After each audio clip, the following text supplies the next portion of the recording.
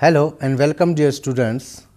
My today's lecture is on structure of flower and its variations. The angiosperm plants produce distinctive structures called flowers for the purpose of reproduction, genetic recombination and for the production of seeds and fruits. Generally, every plant after going through a period of vegetative growth, attaining maturity and responding to environmental cues start producing flowers. Flowers are the key features of angiosperms and are complex organs that produce the male and female gametophytes. Evolutionarily speaking, a flower is a modified shoot. A flower, sometimes known as a bloom or blossom, can be defined as a determinate modified vegetative shoot with compressed internodes which bear structures that are highly modified leaves. The biological function of a flower is to perform the act of reproduction, usually by providing a mechanism for the union of sperm with eggs. Flowers contain sporangia and are the site where gametophytes develop. Flowering plants are heterosporous, producing two types of spores. Microspores are produced by meiosis inside anthers, while megaspores are produced in ovules attached inside an ovary. In fact, an anther typically consists of 4 microsporangia and an ovule is an integumented megasporangium. Structure of flower. Take a flower of any color or size growing in your area, you will find its basic plan to be the same, that the flower is borne on a stalk called peduncle. If peduncle sports more than one flowers, the stems connecting each flower to the main axis are called pedicels. The pedicel has a swollen tip known as thalamus or receptacle upon which are borne 4 whorls of accessory and reproductive structures in a definite order. A stereotypical flower consists of 4 kinds of structures attached to the receptacle. The organization of floral parts with respect to each other is called estivation. The 4 whorls of a typical flower constitute 2 external whorls of vegetative structures called sepals and petals and 2 inner fertile whorls called stamens and carpels. The fertile parts produce male and female sex cells. The male cells called sperms are in the pollen grains produced by the stamens and the female cells called eggs are in the ovules produced by the carpels. The sperm and egg cells unite in the ovary at the base of the carpel and develop into seeds. Generally, a typical flower has both carpels and stamens. In some species, however, the flowers are unisexual with only carpels or stamens. A flower with only stamens is called androecious, whereas a flower with only carpels is called gynoecious. Similarly, a flower having only functional stamens and lacking functional carpels is called a staminate flower, as in Russcopelina, and plants with only functional carpels is called pistillate, as in Hellebores. An abortive or rudimentary stamen is called staminodium or staminode, as in Scrophularia nodosa. The 4 main whorls starting from the base of the flower are lowest node and working upwards are as under. The first is calyx. Calyx represents the outermost whorl, consists of units called sepals.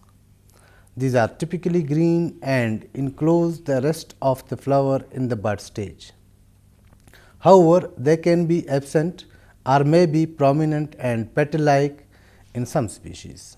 There are usually as many sepals as there are petals and they are arranged so that they alternate with the petals. There are, however, many exceptions to these rules as well.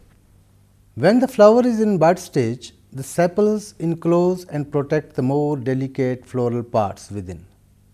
The calyx and the corolla together form what is known as the perianth. The number of sepals in a flower is called its myriosity. The myriosity of eudicot flowers is typically 4 or 5, whereas miriosity of a monocot or paleodicot flower is generally 3 or a multiple of 3. The form of the sepals varies considerably among the flowering plants. Often the sepals are much reduced, appearing somewhat unlike or as scales, teeth, pups or ridges, as in Asteraceae and among the grasses. In some flowers, the sepals are fused towards the base, forming a calyx tube, as in Lythraceae. The calyx should not be confused with epicalyx, which refers to an involucre resembling the calyx but consisting of a whorl of bracts that is exterior to the calyx or results from the union of the sepal appendages. Now we come to corolla. The collective term for all the petals in a flower is called corolla. If the petals are free from one another in corolla, the flower is called polypetalous or corypetalous, and if they show any degree of fusion in corolla, it is called gamopetalous or sympatalous. They often are bright colored or unusually shaped to attract pollinators. When the petals and sepals of a flower look similar and it is not possible to distinguish them, they are termed as tepals.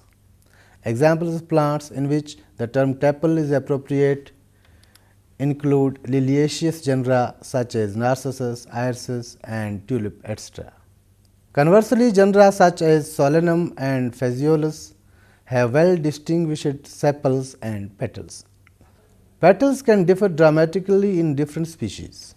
The number of petals in a flower may hold clues to a plant's classification.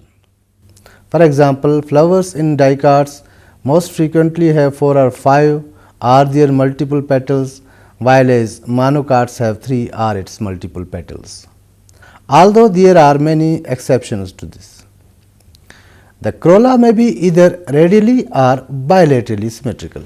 If all of the petals are essentially identical in size and shape, the flower is said to be regular or actinomorphic, meaning ray formed. Many flowers are symmetrical in only one plane and are termed irregular or zygomorphic. In irregular flowers, other floral parts may be modified from the regular form, but the petals show the greatest deviation from the radial symmetry. Examples of zygomorphic flowers may be seen in plants of Lamiaceae, Papilionaceae and Orchidaceae families, etc., whereas actinomorphic flowers are fairly common in Liliaceae, Rosaceae and Brassicaceae, etc. In many plants of the aster family such as sunflower, the circumference of the flower head is composed of ray florets. Each ray floret is anatomically an individual flower with a gamopetalous corolla looking like a single large petal. Although petals are usually the most conspicuous part of a flower, some species such as grasses have either very small petals or lack them entirely. Now we come to androecium. Inner to the corolla are found male reproductive parts of a flower known as stamens, collectively called androecium, and represent the first fertile whorl of the flower. Androecium generally surrounds the gynoecium except in family Triuridaceae, particularly in Lecandonia schismatica, in which the gynoecium surrounds the androecium. The stamen is the pollen producing reproductive organ of a flower. Stamens typically consist of a stalk called the filament and an anther which contains microsporangia. Anthers are generally two-lobed and are attached to the filament either at the base or in the middle portion. However, single-lobed anthers are also found in certain plants. An anther with a single lobe is called as monothecous, while as an anther with two lobes is called bithecous. The sterile tissue between the lobes is called connective. A typical anther contains 4 microsporangia. The microsporangia form sacs or packets called locules in the anther. The 2 separate locules on each side of an anther may fuse into a single locule. Each microsporangium is lined with a nutritive tissue layer called the tapetum and initially contains diploid pollen mother cells. These undergo meiosis to form haploid spores. Each microspore divides mitotically to form an immature microgametophyte called a pollen grain. The pollen is eventually released by the opening of the anther, generally by means of longitudinal slits, but sometimes by pores as in the family Ericaceae or by valves as in the family Berberidaceae. Now we come to gynoecium. The gynoecium, from ancient Greek gyne meaning woman and oikos meaning house, is a term with several meanings in botanical usage. In reference to mosses, liverworts and hornworts, gynoecium refers to a cluster of archegonia and any associated modified leaf or stems present on a gametophyte shoot. More commonly, gynoecium refers to the ovule producing part of a flower. The gynoecium is typically the innermost whorl of structures in a flower and is surrounded in perfect flowers by the androecium and in incomplete flowers by the perianth. The gynoecium is often referred to as female because it gives rise to female gametophytes. Gynoecia give rise to and protect ovules within the one or more ovaries. Carpels are the building blocks of the gynoecium. If a gynoecium has a single carpel, it is called monocarpus, whereas a gynoecium with multiple distinct and free carpels is called apocarpus. If a gynoecium has multiple carpels fused into a single structure, it is called syncarpus. A syncarpus gynoecium can sometimes appear very much like a monocarpus gynoecium. Because of this difficulty in interpreting carpel number and arrangement, some people use the term pistil to describe the visible structures in a gynoecium. However, the pistil terminology is less exact and more cumbersome. Each structure in a gynoecium, whether it consists of a single carpel or many fused carpels, usually consist of style, stigma and ovary. The style is a pillar-like conduit allowing the pollen to grow to the egg cell and deliver the sperm. The style of a pistil is the tube-like portion between the stigma and the ovary. It can be either long or short. In some cases, the style is responsible for self-incompatibility, causing pollen tubes to fail to germinate. The stigma, usually found at the tip of the style, is a portion of the structure that receives the pollen, that is male gametophytes. It is commonly sticky or feathery to capture pollen grains. The style and stigma of the flower are involved in most types of self-incompatibility reactions. Stigmas can vary from long and slender to globe-shaped to feathery. The stigma is the receptive tip of the carpel which receives pollen at pollination and on which the pollen grains germinate. It is adapted to catch and trap pollens either by combining pollens of visiting insects or by various hairs, flaps or sculpturing structures. Stigmas must distinguish and reject the pollen of other species and in some cases are responsible for self-incompatibility. The enlarged basal portion of the carpels is called the ovary, which contains placentas bearing ovules. A chamber inside an ovary in which the ovules develop is called a locule. The number of locules is independent of the number of carpels. If there are multiple locules, the walls dividing them are called septa. Based on the position and arrangement of the placenta, the gynoecia are of following types. In monocarpus or apocarpus gynoecia, placenta are typically arranged in longitudinal strips near the margins of the carpel called marginal placentation. In syncarpus gynoecia, where the fused carpels form a central column, and several locules are formed from their fused margins. In such cases, the placenta can occur in the center of the ovary on the column and is called axial placentation. In some ovaries, the placenta are found in clumps along the walls called parietal placentation or on a central column with no septa defining locules called free central placentation. In some cases, a single ovule is attached to the bottom or top of the locule called basal or apical placentation respectively. Now we come to ovule. The ovule is a complex structure born inside ovaries of carpels in angiosperms. It initially consists of a stalked integumented megasporangium. Typically, one cell in the megasporangium undergoes meiosis, resulting in 1 to 4 megaspores. These develop into reduced megagametophytes called embryo sacs within the ovules. Before fertilization, the ovule consists of 1 or 2 layers of integuments surrounding the remains of the megasporangium called the nucellus, and an embryo sac with a small number of cells and nuclei, including 1 egg cell and 2 polar nuclei, which together with a sperm cell form the primary endosperm nucleus.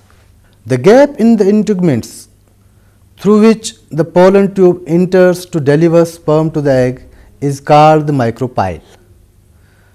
The stalk attaching the ovule to the placenta is called the funiculus.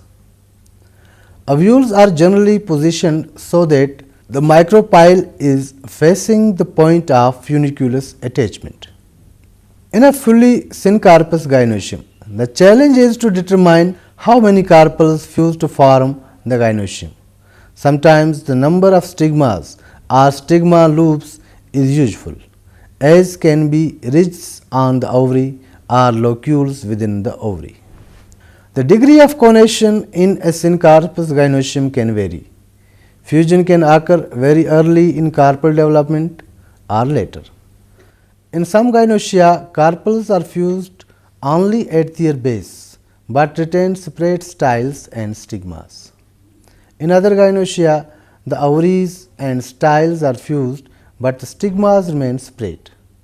Sometimes, as in apocynaceae, carpels are fused by their styles or stigmas, but possess distinct ovaries. If the ovary of the gynoecium is above the attachment of the petals and sepals, on the receptacle the ovary is called superior, and the perianth is described as being hypogynous.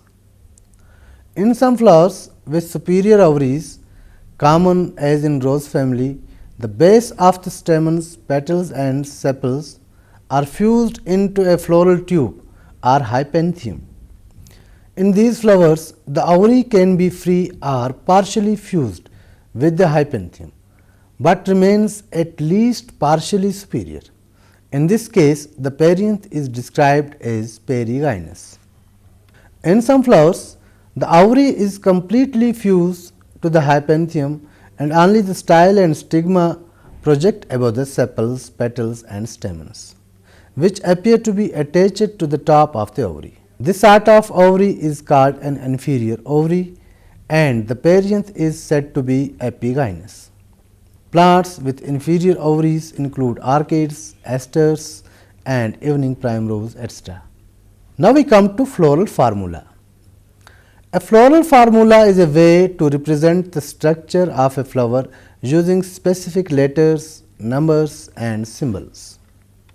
Taking this as example as BR, EBR and C5, K5, A infinity G1, the above formula will be for a flower which is bracteate, abracteolate, zygomorphic, pistillate with sepals 5, petals 5, stamens indefinite, carpels 1 with superior ovary. Now we come to floral diagram. It is the graphical representation of a floral formula as shown in the figure. It depicts a flower with a bracket 5 sepals, 5 petals, 5 stamens and 5 carpels. Now we examine the variations in the basic structure of flower. Like snowflakes, the flowers of no two plant species are exactly alike. When you think that blossoms have so few parts, this is an amazing fact to have such a diversity in flowers. It is remarkable to see that in spite of having a common stereotypic architecture, the flowers come in such a bewildering variety of shapes, sizes and colors.